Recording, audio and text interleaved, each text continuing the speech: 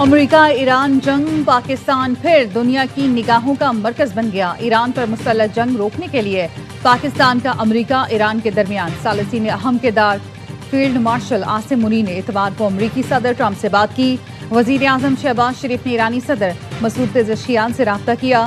برطانوی جریدے financial Times کی report, 2 دن سے نائب وزیر اعظم اسحاق ڈار، مصری اور ترک وزیر خارجہ بھی امریکی نمائندے وٹکوف اور عراقی وزیر خارجہ عباس عراقچی سے رابطے میں ہیں۔ عرب نیوز کا کہنا ہے ممکنہ طور پر ثالثی کرانے والے ملکوں کی میٹنگ اگلے ہفتے اسلام آباد میں ہوگی۔ امریکی صحافی کا کہنا ہے اسلام آباد کی میٹنگ میں ایرانی اسپیکر باقر کالیباف، دیگر ایرانی مذاکرات کار، امریکی نمائندے وٹکوف اور صدر ٹرمپ کے داماد جیرڈ کشنر شرکت کریں گے۔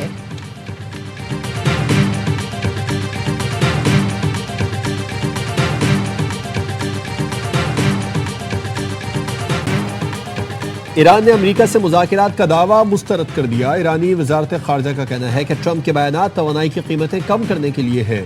ایران کی فارس نیوز ایجنسی کا کہنا ہے ٹرمپ ایران کی وارننگ کے بعد پیچھے ہٹ گئے۔ ایران نے پاور پلانٹس پر حملے کی صورت میں سخت جواب کی دھمکی دی تھی۔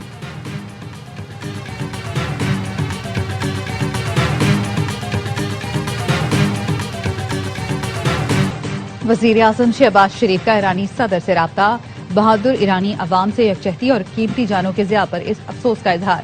وزیر اعظم شہباز شریف نے کشیدگی میں کمی، مذاکرات، سفارتکاری اور امت مسلمہ کے درمیان اتحاد پر زور دیا۔ شہباز شریف کا کہنا تھا پاکستان خطے میں امن کے فروغ کے لیے اپنا تعمیری کردار جاری رکھے گا۔ صدر ٹرمپ کے اعلان کے بعد عالمی مارکیٹ میں تیل کی قیمتوں میں زبردست کمی۔ لندن برنٹ کی قیمت میں 10% کمی سے $102 فی بیرل تک پہنچ گئی۔ امریکی WTI 9% کمی سے $89 فی بیرل پر آ گیا۔ عالمی مارکیٹ میں سونے کی قیمت میں بھی فی اونس $288 کمی ہوئی۔ پاکستان میں 1 تولہ 28,000 روپے سستا ہو گیا۔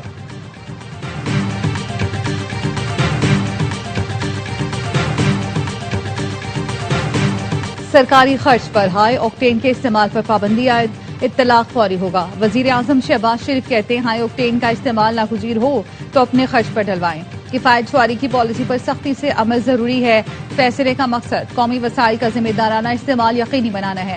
غیر ضروری اخراجات میں کمی لانا وقت کی اہم ضرورت ہے۔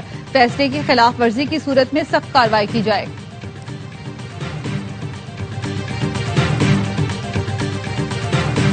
جیٹ فیول کی قیمت میں 46 روپے فی لیٹر اضافہ، 1 لیٹر 388 روپے کا ہو گیا۔ مشرق وسطی میں جنگ کے باعث دنیا کی 20 بڑی ایئر لائنز کو $53 ارب کا نقصان۔ فائنینشل ٹائمز کے مطابق جنگ نے خلیجی ملکوں کے ہوائی اڈوں اور پروازوں کو متاثر کیا۔ ایئر لائن انڈسٹری کورونا وبا کے بعد بدترین بحران کی لپیٹ میں ہے۔ جیٹ فیول کی قیمت دگنی ہو چکی ہے، جس کے باعث ٹکٹس میں بڑے اضافے کا خدشہ ہے۔ اسرائیل کے ایران میں آبادیوں پر حملے، تہران سمیت دیگر شہروں پر بمباری، تبریز پر حملے میں 6 افراد شہید، 40 سے زائد زخمی۔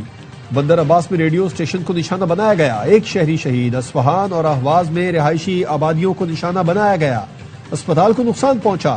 ہلال احمر کا کہنا ہے اسرائیل اور امریکی حملوں میں اب تک 80,000 شہری یونٹس کو نشانہ بنایا جا چکا۔ سینٹ کام کا کہنا ہے قم میں ٹربائن انجن پروڈکشن پلانٹ کو نشانہ بنایا گیا۔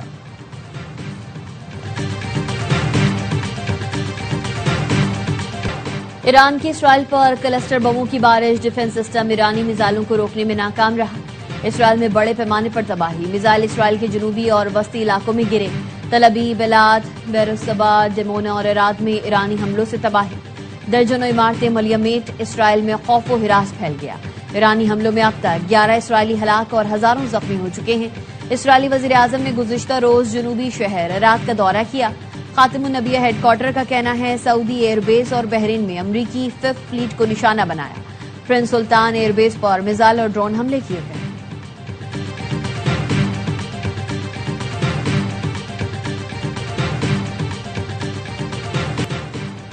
امریکی صدر ٹرمپ اور برطانوی وزیر اعظم کے درمیان ٹیلی فونک رابطہ، ابنائے ہرمز کھولنے کی ضرورت پر زور دیا۔ ترجمان 10 ڈاؤننگ اسٹریٹ کے مطابق دونوں رہنماؤں نے اتفاق کیا ابنائے ہرمز کا کھلنا عالمی توانائی منڈی کے استحکام کے لیے ضروری ہے۔ ایرانی وزیر خارجہ کا کہنا ہے ابنائے ہرمز بند نہیں ہے، انشورنس کمپنیز جنگ کے باعث خوف کا شکار ہیں۔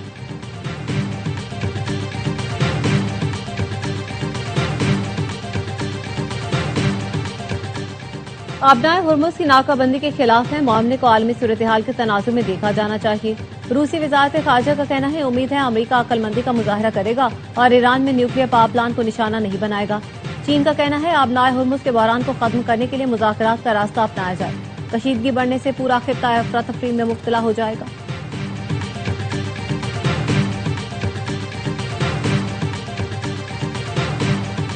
صدر ٹرمپ کا ایران سے کامیاب مذاکرات کا دعویٰ، ایرانی پاور پلانٹس پر حملے 5 دن کے لیے مؤخر کرنے کا حکم دے دیا۔ امریکی صدر کہتے ہیں ایران کے قابل احترام رہنما سے بات چیت کی تفصیلی اور تعمیری بات چیت پورے ہفتے جاری رہے گی۔ ایران معاہدہ چاہتا ہے اور ہم بھی۔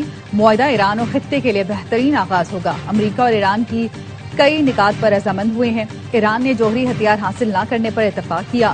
ایران نے خود مذاکرات کے لیے رابطہ کیا تھا۔ ایرانی پاور پلانٹس پر حملے ملتوی کیے، جس کا دار و مدار بات چیت کی کامیابی پر ہوگا۔ اگر B-52 بمبار سے حملہ نہ کرتے تو ایران چند ہفتوں میں ایٹمی ہتھیار بنا لیتا۔ اگر ڈیل ہو گئی تو ایران کا افروزہ یورینیم امریکی استعمال میں لائیں گے۔ اسرائیل تازہ پیش رفت پر خوش ہے۔ امریکی صدر نے کہا مشتبہ خامنائی کو ایران میں لیڈر نہیں سمجھتا، نہیں چاہتا مشتبہ خامنائی کو نشانہ بنایا جائے۔